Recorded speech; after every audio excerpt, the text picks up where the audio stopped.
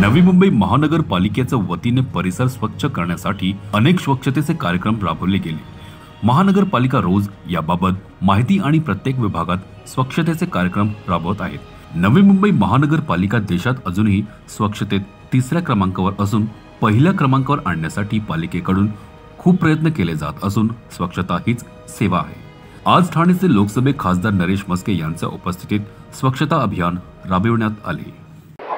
स्वच्छता ही सेवा या मोहिमेअंतर्गत माननीय नरेंद्र मोदी साहेब आपल्या देशाचे पंतप्रधान यांनी देशात जी स्वच्छता चळवळ उभी केलेली आहे तीच पुढे माननीय मुख्यमंत्री एकनाथ शिंदे साहेब यांनी स्वतः या मोहिमेमध्ये उतरून संपूर्ण महाराष्ट्रामध्ये अगदी सूक्ष्म पातळीवरती ही मोहीम सुरू केलेली आहे। नागरिकांचा सहभाग यामध्ये असावा।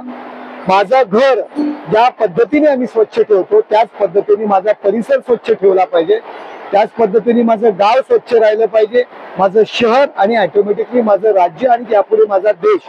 आणि नवी मुंबई महानगरपालिकेचा यापूर्वी सुद्धा या स्वच्छतेच्या संदर्भात फार मोठा वाटा आहे। आणि जो स्वच्छता कर्मचारी आहे त्याला कर्मचारी न संबोधता, स्वच्छता कामगार न म्हणता खऱ्या अर्थाने तो सुपर हिरो आहे या शहराचा। स्वच्छता दूत म्हणा, त्याला स्वच्छता सेवक म्हणा, कारण तो जी साफसफाई करतो तो स्वतःचा जीव धोक्यात घालून ही सेवा करत असतो। त्यामुळे हे शहर स्वच्छ ठेवतं आणि त्यामुळे त्यांच्याबद्दल सुद्धा सहानुभूती निर्माण व्हावी, त्यांचाही रिस्पेक्ट निर्माण व्हावा आणि प्रत्येकाच्या गुणामध्ये, शरीरामध्ये स्वच्छता संदर्भात एक चांगली एक विचार निर्माण व्हावा आणि ते कृतीतून यावं, याकरता या महोत्सवाचा नक्कीच उपयोग होणार आहे। स्वच्छता ही सेवा 2024 आपण माननीय पंतप्रधान महोदय नरेंद्र मोदीजी, आपल्या राज्याचे लाडके मुख्यमंत्री एकनाथजी शिंदे सर, दोन्ही उपमुख्यमंत्री देवेंद्र फडणवीस सर, अजितदादा पवार यांच्या मार्गदर्शनानुसार ही स्वच्छता ही सेवा हे कॅम्पेन आम्ही महानगरपालिकेमध्ये राबवलं।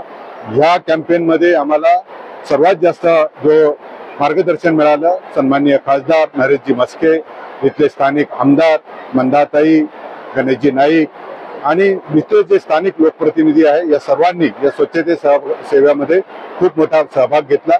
आपल्याला सगळ्यांना ज्ञात आहे, माहिती आहे की स्वच्छता ही सेवा हे एकट्याचं काम नाही आणि हे सर्व जन आंदोलन झालं आहे आणि हे जन आंदोलनामुळेच हा नवी मुंबईचा आपण हा कायापालट करताना पाहतोय। आजही आपण पाहत असेल जे 17 सप्टेंबर ते 2 ऑक्टोबर या 15 दिवसामध्ये आपण विविध कार्यक्रम घेतले, प्रत्येक स्तरापर्यंत पोहोचलो।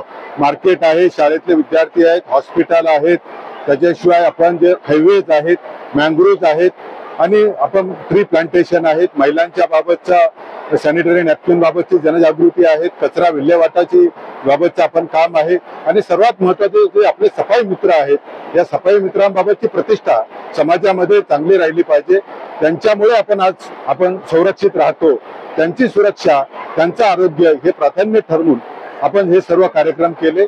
मला निश्चित खात्री आहे की स्वच्छता सेवा 2024 मध्ये आज शाळांमध्ये, विद्यार्थ्यांमध्ये, सोसायटीमध्ये, प्रत्येक मार्केटमध्ये आपण पोहोचलो आणि निश्चितपणे ही स्वच्छता सेवेचा जो कॅम्पेन आहे तो यशस्वी झाला असं मी निश्चितपणे सांगेन। आणि या कार्यक्रमाला आज आपण बघितलं असेल की सन्माननीय खासदार साहेब स्वतः वेळ काढून आले।